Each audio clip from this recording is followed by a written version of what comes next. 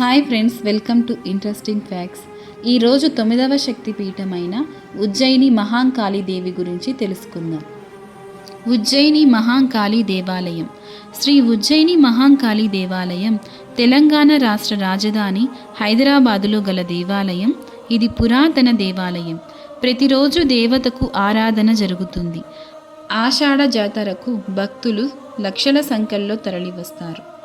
ఈ దేవాలయం ప్రత్యేకంగా బోనాలు పండగకు ప్రసిద్ధి చెందింది.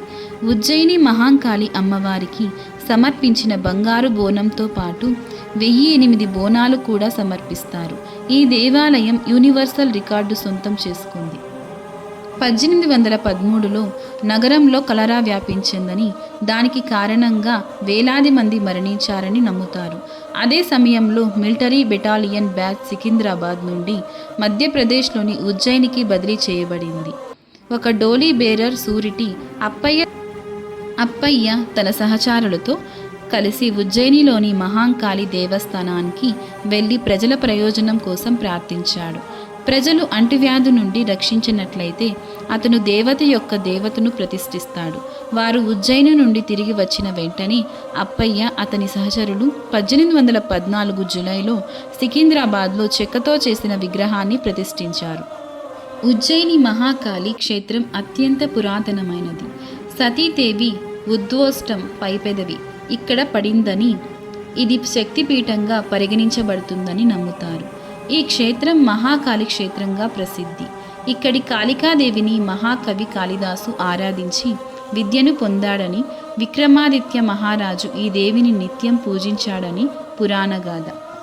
ఈ క్షేత్రం మధ్యప్రదేశ్లోని ఉజ్జయినిలో క్షిప్రా నది ఒడ్డున ఉంది.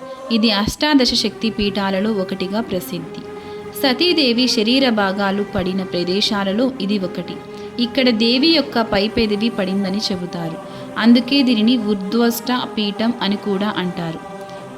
మహాకవి కాళిదాసు తన అజ్ఞానాన్ని పోగొట్టుకోవడానికి జ్ఞానాన్ని ప్రసాదించమని ఈ కాళికాదేవిని ఆరాధించి ఆమె అనుగ్రహంతో వాక్చాతుర్యాన్ని, గొప్ప కవిత్వాన్ని పొందాడని ప్రతీతి.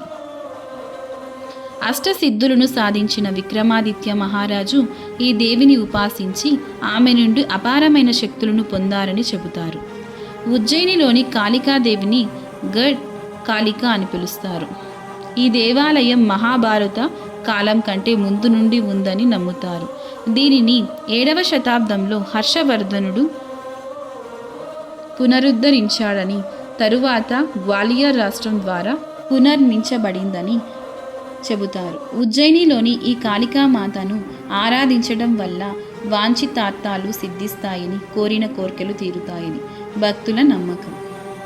సతీదేవి దేహభాగాలు పడిన 51 శక్తిపీఠాలలో ఉజ్జయినిలో అమ్మవారిపై పైపెదవి పడటం వల్ల ఇది మహాకాళి పీఠంగా ప్రసిద్ధి చెందింది. ఇక్కడ శివుడు మహాకాళేశ్వరుడిగా, పార్వతీదేవి మహాకాళిగా కొలువై ఉన్నారు.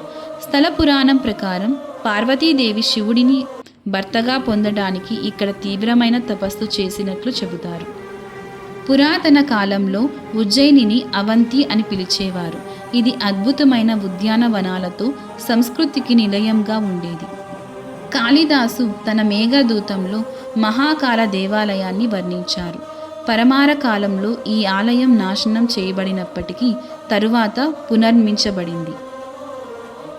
మహాకాళేశ్వరుడి పక్కన ఉండటం వల్ల ఆమెను కాలానికి అధిదేవతగా, ఆపదల నుండి రక్షించే తల్లిగా భక్తులు విశ్వసిస్తారు. ఇక్కడ మహాకాళికి పూజలు చేయటం వల్ల సమస్త దుష్టశక్తులు, అంటువ్యాధులు తొలగిపోతాయని నమ్మకం. ఉజ్జయినిలో ఆషాఢ మాసంలో జరిగే జాతర అత్యంత వైభవంగా జరుగుతుంది. మా వీడియోస్ కనుక మీకు నచ్చినట్లయితే ప్లీజ్ సబ్స్క్రైబ్ చేసుకోండి.